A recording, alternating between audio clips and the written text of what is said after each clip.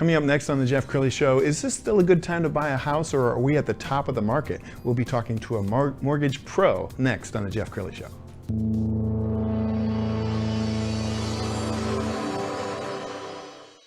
Many are predicting that the worst is yet to come, which is unfortunate, said one person here. Until now, they've enjoyed the reputation of being the nation's icebox. Watched a burglar in his home this morning by webcam. As a journalist of over 25 years, stories are what make my world turn. Reporting live from the Dallas newsroom tonight, Jeff Crilley, Fox 4 News. But in 2008, I took the jump from my familiar life and started a PR firm from my home. We're talking about anyone with a camcorder like the one I'm using becomes a television network. We started slowly growing the company, and we now have over 100 clients, and we've branched into the world of live digital broadcasting. I now own 8 different TV studios and have a huge team, and the stories that I now get to share are sometimes the most important of my life. Life has a funny way of coming around full circle. This is the Jeff Crilley Show. Okay, you've been sitting on the sideline for years. You've been watching the market get hotter and hotter as far as homes are concerned, and you're saying to yourself, is it too late to join the parade? Let's talk about that today. Melissa Condensa, she is a branch manager with Guild Mortgage. Thank you for coming on the show. Thank you for having me. Okay, so everybody always gets scared because most of us remember, 2008 and the mortgage meltdown. Are we entering a bubble? That is what everyone's afraid of. Mm-hmm. Absolutely. And I don't think so, at least not to the extent that we did then. And the main reason is then you had really lax lending standards. Well, maybe none at all. Yeah. So if you could breathe, you could probably get a house, which ultimately was not a good thing.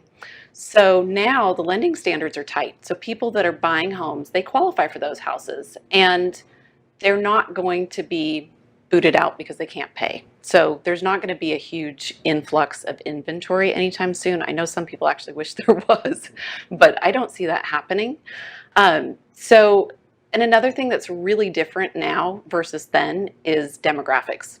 So we have the largest number of 29-year-olds that we've ever had in this country. Wow. So people turning 29 this year. The median age at which someone buys their first home is 34. So that's like a wave of people Yes. that are entering those prime first-time homebuyer years, which tells me we're in for some continued appreciation. Yeah, and the next few years. I remember, Melissa, at the beginning of the pandemic, there was a lot of wailing and gnashing of teeth. I mean, what would happen to the housing market? Would anybody make any moves at all? And you guys actually had your best year ever. We did. Oh, last year was insane. A lot of refis. A lot of refinances, yes, because in response, one of the things that the Fed could control were interest rates. So they were able to keep rates incredibly low, and that kept at least this segment of the market going. And we literally, so we all worked from home. We pretty much had no idea there was a pandemic because we were working from 6 a.m. to 10 p.m. most days. That's amazing. So if there had been fun things to do, it probably would have been a real bummer, Yes. but there wasn't anything to do. So except work. And Melissa has a really cool company. We found a great overview video. Let's go ahead and roll that now. For me, being able to own a place was very rewarding. So when I bought my home, I felt happy. You're building equity for yourself with every payment that you make instead of paying a landlord.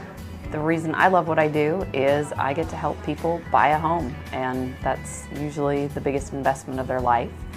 So most of my clients enjoy working with me because I keep them informed. I think communication in a transaction like this is critical. It's walking them, holding their hand through that process and making them feel comfortable, making sure that they are comfortable.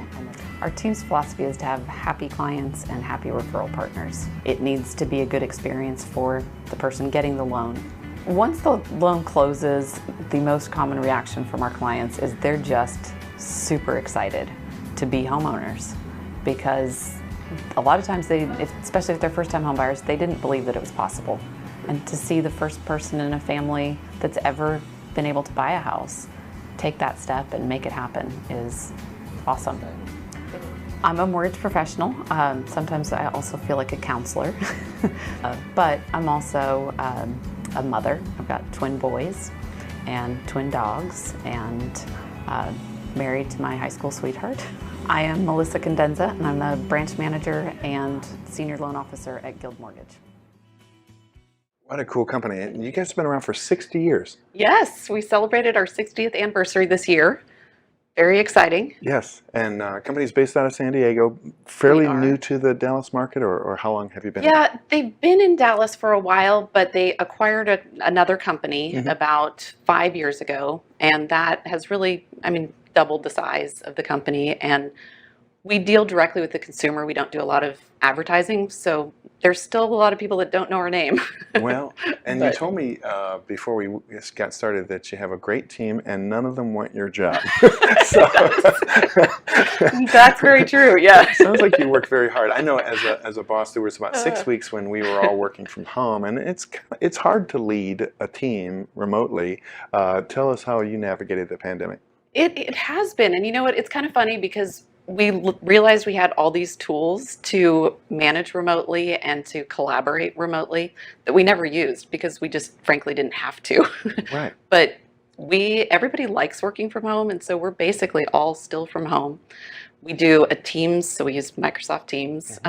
They've got a great interface where you can do meetings, share your screen, and throughout the day when questions come up, we just Teams each other and share the screen, get the questions answered, and I feel like we don't miss a beat, honestly. Absolutely. And speaking of answering questions, you have a wonderful video that is kind of a frequently asked questions video. Let's go ahead and roll that. Okay.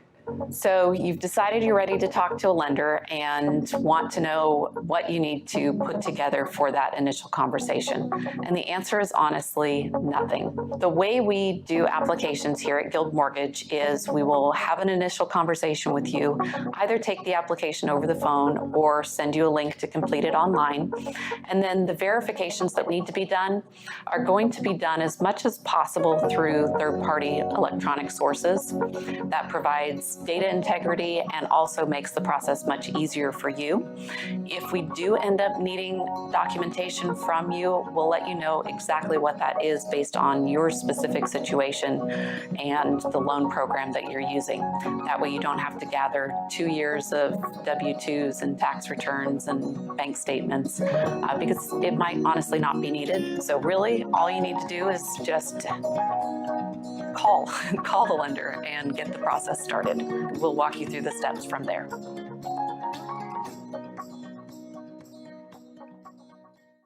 So you were saying that you only deal with the consumer, which really puts a lot of pressure on your team to perform. I mean, people have a bad experience at a restaurant, they never go back to the restaurant again. So talk about work ethic, talk about a company of pleasers that you've assembled. Yeah, no, as a company, it's our goal to be somebody's lender for life. So, and we take that seriously.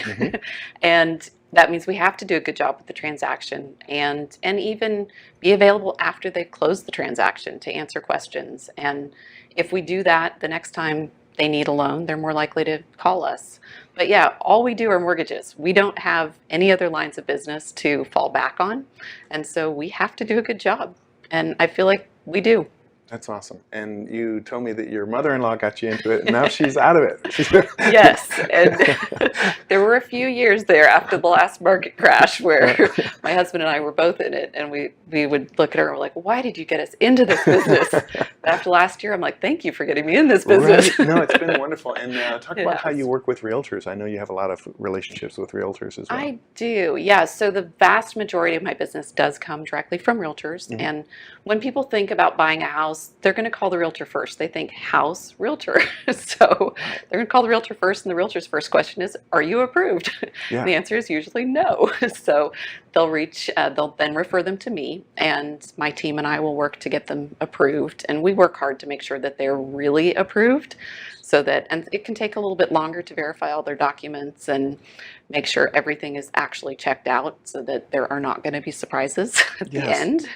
Well, and I know Because- it pays to have a great reputation in this town, and you clearly do. Realtors, I've got a number of realtor friends, and they'll say, I've got my primary mortgage person and my backup mortgage person. That could always be my primary if my primary messes up. Right. So you pride yourself on really taking care of the realtor and their clients. Absolutely. And I want it to be a good experience because that experience reflects on whoever referred them to me. Sure. So if it's a great experience, then they think it's a great experience with that realtor too. If it's a bad experience, it's unfortunately going to rub off on the realtor too. So I take that very, very seriously. Okay, we only have about Yeah. 30 seconds left, so that's your Okay. camera there on the right.